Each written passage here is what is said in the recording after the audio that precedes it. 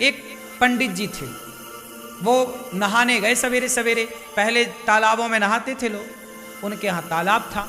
तभी वहीं पर तालाब में एक धोबी था, कपड़े धुल रहा था। राजा का धोबी है, तो राजा का धोबी तो थोड़ा रहेगा ना घमंड। भाई मैं राजा का, प्रधानमंत्री का ड्राइवर प्रधानमंत्री से ज्यादा घमंड में रहता है। मैं प्रधानमंत्री का ड्राइवर हूं भाई। गुरु तो गुड़, चेला शक्कर हो गया। हाँ, गुरु तो गुड़ रहा, चेला शक्कर हो गया। ऐसे ही है। धोबी भाई साहब धुल रहे थे कपड़ा, पंडित जी आए। पंडित जी बड़े भक्त थे, भगवान के उपासक थे। आए, रोज नहाने आते थे, आज भी नहाने आए। अच्छा, उनका नियम था नहाने के बाद सूर्य भगवान को, पहले के लोग नदियों में जाए ना तो नदियों में ही जल चढ़ा देते थे, तालाब में जाए तो तालाब में ही सूर्य भगवान की तरफ मुंह करके सूर्याय नमः आदित्याय नमः भगवान। जब पंडित जी जल चढ़ाने लगे तो धोबी ने कपड़ों को जोर जोर से पीटना स्टार्ट किया। तो जो कपड़ों का गंदा छीटा जल था, छीट नहीं पड़ते, कपड़ों का निकलता है, वो गंदा पानी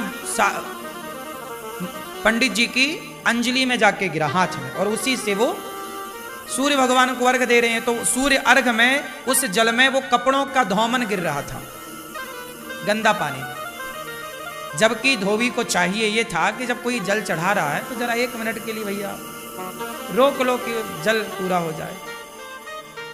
पंडित जी तो जल चढ़ाते रहे, पंडित जी भी ना रुके, वो अपना जल चढ़ाते रहे, सूर्याय नमः आदित्य, पानी गंदा पड़ता रहा। ये दृश्य भगवान ने देखा। भगवान नारायण लेटे लेटे देख रहे हैं, अरे बड़ा गलत कर रहा। सुदर्शन को आदेश दिया, सुदर्शन जाओ जाओ धोबी का सिर काट के लाओ। सुदर्शन चले धोबी का सिर काटने। जब तक सुदर्शन भगवान पहुंचे तब तक पंडित जी की पूजा हो गई पूरी। और जो पूजा पूरी हुई, पंडित जी ने बोला, क्यों रे नालायक, मैं पूजा कर रहा था, तुझे दिखाई नहीं पड़ रहा? 2 मिनट रुक नहीं सकता? गंदा पानी डाल रहा। अब पंडित जी जो लड़ाई शुरू की है। धोबी बोला, मैं कम हूं क्या, मैं क्यों काम रोकूं? तुम दूर नहीं जा सकते उस वाले घाट में, तुम्हें भी यहीं आना था। अब सुदर्शन भगवान को आदेश क्या मिला था? भगवान ने क्या बोला? सुदर्शन से जाओ धोबी का सिर काट के आओ। अब सुदर्शन जी आए तो वहां तो लड़ाई चल रही थी पंडित जी में और धोबी में। सुदर्शन घबराए कि भगवान ने कहा है कि धोबी का सिर काटना है, इन दोनों में धोबी कौन है ये कंफर्म नहीं हो रहा। सुदर्शन वापस चले गए। भगवान ने पूछा, हो गया सिर काटने का काम? अरे प्रभु ये तो बताओ कि उन दोनों में धोबी कौन है? धोबी तुम्हें नहीं पता? अरे बोले दोनों वो लड़ रहे थे। अब दोनों जब लड़ रहे, दोनों का स्वभाव एक सा है तो कैसे पहचाना जाए? आप भी तो धोबी की तरह हो गए। यदि धोबी गलत था तो पंडित जी आप भी तो उससे लड़के उसकी तरह हो गए। अब उसमें और आप में अंतर क्या रहा? तो सुदर्शन भगवान बोले, वहां तो 2 धोबी हैं, किसे काटना है बताओ? सुदर्शन भगवान से भगवान ने कहा, तुम वापस आओ, किसी को मत काटो। क्या मतलब हुआ इसका? क्या सीखा आपने इस कथा से? जब जवाब आप स्वयं देते हैं तो भगवान चुप हो जाते हैं कि जवाब तो आपने दे दिया। पंडित जी ने जवाब ना दिया होता उस धोबी को तो भगवान जवाब देते कि नहीं? इसलिए कोई आपको गाली दे, आपको अपमानित करे, आप तो सॉरी कान पकड़ लो, भैया आप सही हम गलत। आप जवाब नहीं देते तो ईश्वर जवाब देते हैं। और आप जवाब दे देते हैं तो भगवान ठंडे पड़ जाते, भैया तुम ही निपटो सुलझो, फिर हमें काहे, तुम कर लो। जब तुझसे ना सुलझे तेरे उलझे हुए धंधे, तब भगवान के इंसाफ पे छोड़ दे ए बंदे, वही तेरी मुश्किल आसान करेगा, जो तू ना कर सका वो भगवान करेगा। जो आपसे नहीं होता ना वही भगवान करते हैं। इसलिए जवाब मत दो। क्यों मेरी मां? जवाब ना देना चाहिए। मैं केवल सुना नहीं रहा हूं कथाएं, मैं इन सब पे अमल भी करता हूं, इसलिए तुरंत एक वीडियो बना के डाल देता हूं। सॉरी शक्तिमान, कोई भी बात हुई, हाँ क्षमा बहुत बड़ा हथियार है ये क्षमा। जो तलवार नहीं काट सकती ना वो क्षमा की तलवार काट देती है। क्यों जी, बात सही है? दुशासन ने द्रौपदी से क्षमा मांग ली होती, दुर्योधन ने द्रौपदी से क्षमा मांग ली होती कि मैंने तेरे कपड़े उतारे द्रौपदी, गलती हो गई, क्षमा। एक क्षमा मांग ली होती दुर्योधन ने, तो क्या महाभारत होता? बच जाते ना लाखों लोग कटने से। हाँ, ये जो क्षमा की तलवार है ना मेरी माँ, ये लोहे की तलवार से ज्यादा शक्तिशाली है या नहीं? कितने लोग मानते हैं इस बात को कि ये सॉरी की तलवार, क्षमा की तलवार बहुत सारी तलवारों को उठने से रोक देती है। हाँ या ना? समझ लेना मेरी मां। इसलिए झगड़ा होगा ही नहीं यदि आप मेरी बात मानो तो। कोई झगड़ा नहीं, छुट्टी। तो पति को रोज एक सॉरी बोलो, पत्नी को रोज एक सॉरी बोलो, और सास को 2 बोल दिया करो, बड़ी है ना। पिताजी को 1 बोलो, ससुर को 1 बोलो, पति को 1 बोलो, पत्नी को 1, पर सास को, और सासू मैया आप भी बहू को 3 सॉरी बोला करो। एक इसलिए कि तेरे बाप ने तेरी जैसे पैदा कर दी, सॉरी। एक मेरे बेटे का मैंने तेरे से ब्याह कर दिया, सॉरी। और एक तू मेरे ऊपर चढ़ाई कर रही, इसके लिए सॉरी। हाँ। तो सास बहू को कितनी सॉरी बोले? 3। अब सॉरी नहीं बोलो मैया तो फिर लड़ो बहू से, फोड़वाओ सिर अपना। वो तो जवान है, बलवान, एक मारेगी तुम्हारे दांत टूट जाएंगे 3-4। या तोड़वाओ अपने दांत। बहू से नहीं लड़ना चाहिए, बहू बलवान है, अभी उसका समय है। अभी बहू का क्या है?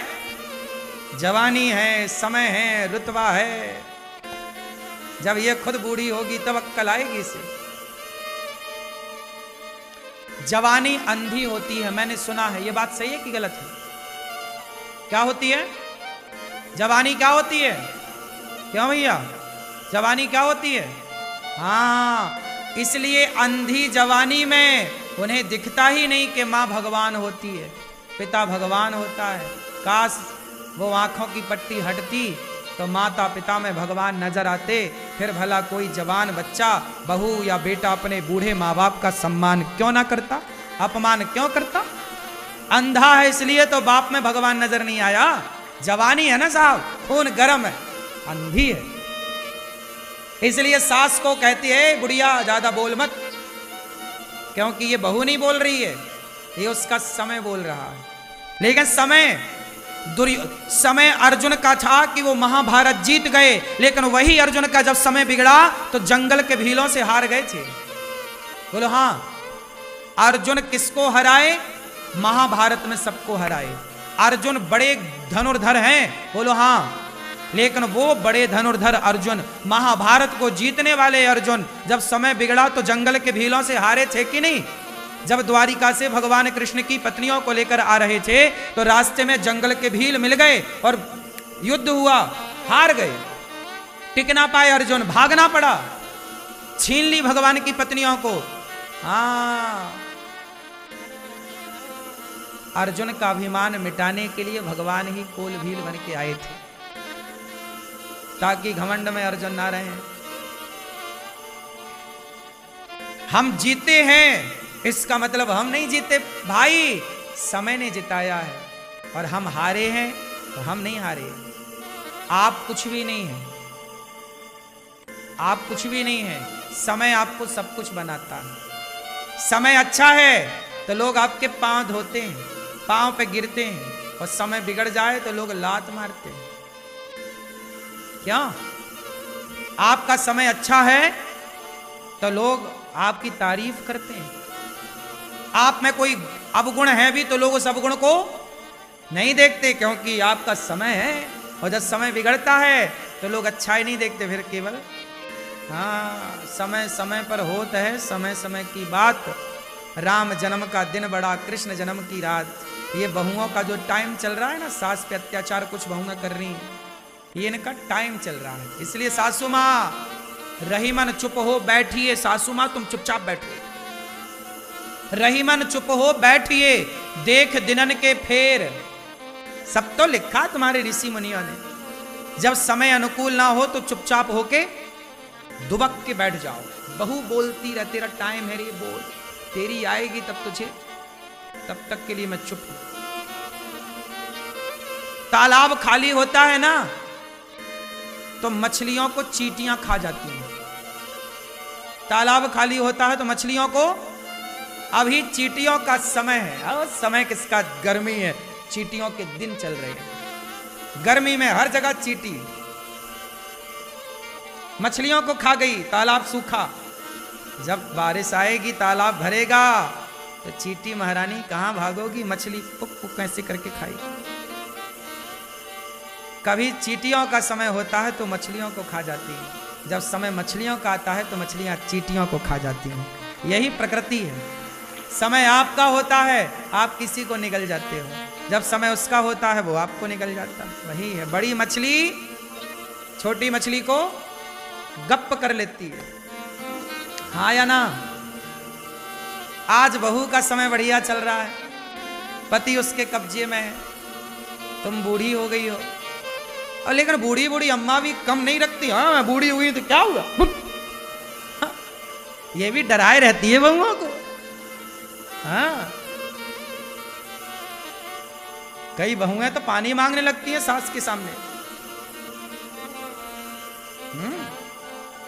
सासें भी बहुत बोलती हैं, लेकिन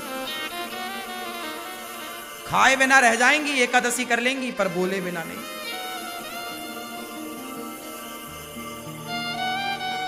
इसलिए मैं सारी समस्याओं का एक समाधान दे रहा हूं। सास बोलेगी कितने सॉरी, बोलो मैया, और बहू बोलेगी कितने सॉरी, 2। मैया, बहू है कहां है? 3 सॉरी बोलना, ये प्रपंच बिल्कुल ना पालना, कुछ ना बोलना, सॉरी बस। बहू सॉरी सॉरी सॉरी, गिन के 1 सॉरी, 2 सॉरी, 3 सॉरी। ये बहू तू संभाल अपना सॉरी। ये प्रपंच तुम यहीं बोल रही हो, बहू के सामने कितना बोलती होगी? चुप रहो बस, कुछ भी ना बोलो। कुछ भी ना बोलने के बड़े फायदे हैं।